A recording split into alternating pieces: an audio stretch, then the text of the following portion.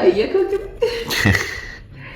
നാട്ടിലൊക്കെ എന്ന് പറയുമ്പോൾ നമുക്ക് 1-2 ആൾക്കാരൊക്കെ ഉള്ളൂ. ഇവിടെ ഡെയിലി 14 ആൾക്കാരൊക്കെ ഉണ്ടാവും.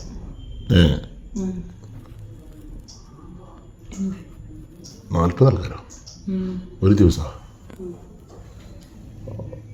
എങ്ങനെയാ നിങ്ങൾ ഇവിടെ അങ്ങനെ തോന്നരുത് ചോദിക്കണുണ്ട്.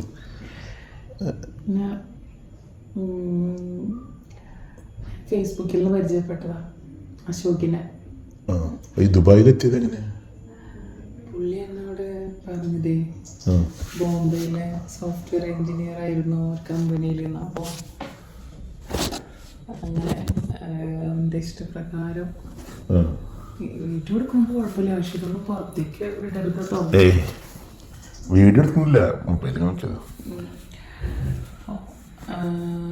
ആദ്യം വന്നു ഫേസ്ബുക്കിലൂടെ നമ്മൾ ചാറ്റ് ചെയ്തു. അങ്ങനെ വീട്ടിലോട്ട്, ഞാൻ താമസിക്കുന്ന വീട്ടിലോട്ട് വന്നു. അവിടെ എൻ്റെ അമ്മ മാത്രമേ ഉണ്ടായിരുന്നുള്ളൂ. അച്ഛനും ഒരു തെങ്ങായിട്ട് തൊഴിലാളിയായിരുന്നു. അച്ഛൻ തെങ്ങിൽ നിന്ന് കണ്ടിട്ട് മരിച്ചു പോയിട്ടുണ്ടായിരുന്നു. അപ്പോൾ ഇങ്ങനെ ഒരാളെ സ്വീകരിക്കാൻ വന്നെന്ന് പറഞ്ഞപ്പോൾ സ്വാഭാവികമായിട്ട് നമുക്ക് സന്തോഷം ഉണ്ടാവില്ലേ.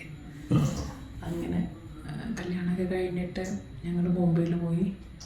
പക്ഷേ ബോംബെയിൽ എത്തുന്നവരെ ഞങ്ങൾക്ക് ഫസ്റ്റ് നൈറ്റൊന്നും ഉണ്ടായിരുന്നില്ല.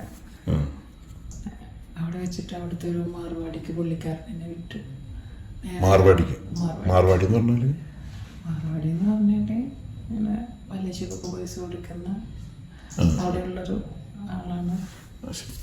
അയാൾക്ക് എന്നെ 50,000 രൂപയ്ക്ക് കിട്ടും. എത്രയ്ക്ക്? 50,000. നിങ്ങൾ ഇവിടെ എങ്ങനെ? അയാളുടെ ഒരു കേന്ദ്രത്തിലായിരുന്നു പിന്നെ കുറേ കാലം. അവിടെ വെച്ചിട്ട് പിന്നെ ആ കേന്ദ്രം കൂട്ടി. അപ്പോൾ അയാൾ തന്നെയാണ് എനിക്കൊരു വിസ റെഡിയാക്കി തന്നിട്ട് ഇവിടെ അല്ലേനിൽ ഞാൻ എത്തിയത്.